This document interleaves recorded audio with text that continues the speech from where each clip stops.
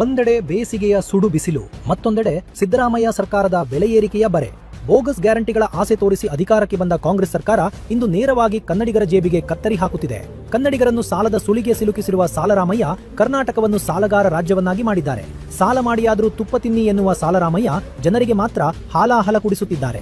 April 1ರಿಂದ ರಾಜ್ಯದಲ್ಲಿ ತೆರಿಗೆಯ ರುದ್ರತಾಂಡವ ಜಾರಿಯಾಗಿದೆ. ವಾಣಿಜ್ಯ ಬಳಕೆದಾರರಿಗೆ ವಿದ್ಯುತ್ ದರವನ್ನು ಪ್ರತಿ ಯೂನಿಟ್ಗೆ 10 ಪೈಸೆ ಹೆಚ್ಚಿಸಲಾಗಿದೆ ಮತ್ತು ನಿಶ್ಚಿತ ಶುಲ್ಕದಲ್ಲಿ ಭಾರೀ ಏರಿಕೆಯಾಗಿದೆ. ವಾಣಿಜ್ಯ ಬಳಕೆಯ ನಿಶ್ಚಿತ ಶುಲ್ಕವನ್ನು ಪ್ರತಿ ಕಿಲೋ ವ್ಯಾಟ್ಗೆ 235 ರೂಪಾಯಿಗೆ ಪರಿಷ್ಕರಿಸಲಾಗಿದೆ.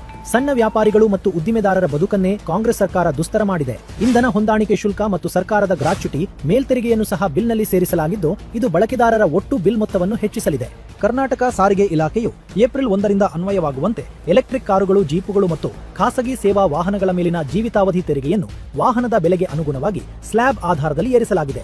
10 ಲಕ್ಷ ರೂಪಾಯಿಗಿಂತ ಕಡಿಮೆ ಮೌಲ್ಯದ ಇವಿಗಳಿಗೆ ಶೇಕಡಾ 5% ತೆರಿಗೆ, 10 ಲಕ್ಷ ರೂಪಾಯಿಯಿಂದ 25 ಲಕ್ಷ ರೂಪಾಯಿ ಮೌಲ್ಯದ ಇವಿಗಳಿಗೆ ಶೇಕಡಾ 8% ತೆರಿಗೆ, 25 ಲಕ್ಷ ರೂಪಾಯಿಗಿಂತ ಮೇಲ್ಪಟ್ಟ ಐಷಾರಾಮಿ ಇವಿಗಳಿಗೆ ಶೇಕಡಾ 10% ತೆರಿಗೆ ಹಾಕಲಾಗಿದೆ. ಅಲ್ಲದೆ ಲೂಟಿಕೋರ ಕಾಂಗ್ರೆಸ್ ಸರ್ಕಾರ ಆಸ್ತಿ ಮಾರ್ಗಸೂಚಿ ದರದಲ್ಲಿ ಶೇಕಡಾ 15% ದಿಢೀರ್ ಹೆಚ್ಚಳ ಮಾಡಿದೆ. ಸಾಮಾನ್ಯರ ಸ್ವಂತ ಮನೆಯ ಕನಸು ಇನ್ನು ನನಸಾಗುವುದು ಕಷ್ಟಕರವಾಗಿದೆ. ಬೆಂಗಳೂರು ಸೇರಿದಂತೆ ರಾಜ್ಯದ ಹಲವು ಭಾಗಗಳಲ್ಲಿ ಕಾವೇರಿ ನೀರಿನ ದರದಲ್ಲಿ ಶೇಕಡಾ 3% ಹೆಚ್ಚಳ ಮಾಡಿದೆ.